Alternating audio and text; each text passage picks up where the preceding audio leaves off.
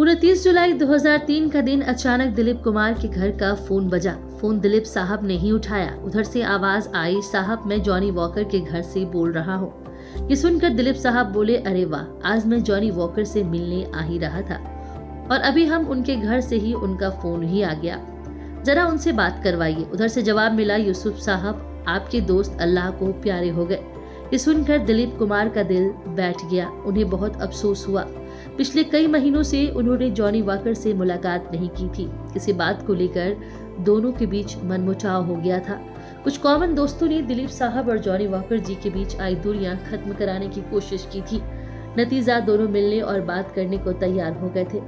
पहल Johnny walker साहब ने की थी। दोनों फिर से फोन पर बात करने लगे। एक दिन जॉनी वॉकर जी ने फोन पर ही दिलीप साहब से पूछा, यूसुफ साहब आपसे मिलने का बहुत दिल है, लेकिन तबीयत साथ नहीं देती, क्यों ना आप ही किसी दिन मेरे घर आ जाए। दिलीप जी ने हामी भर दी और कहा कि जैसे ही उन्हें वक्त मिलेगा वो तुरंत जॉनी साहब के घर आएंगे। लेकिन कई दिन गुजर गए। दिलीप कुमार जॉनी साहब से मिलने उनके घर न जा सके और फिर उस दिन जॉनी वॉकर जी की मौत की खबर दिलीप साहब तक पहुंच गई। कहते हैं कि दिलीप कुमार जी को यह बात बहुत कचोटती है कि वो अपने दोस्त से आखिरी दफा मिलने उनके घर न जा सके। कई इंटरव्यूज में दिलीप साहब ने ये मलाल जाहिर किया था। खैर अब तो दिलीप कुमार जी भी इस दुनिया में नहीं रहे।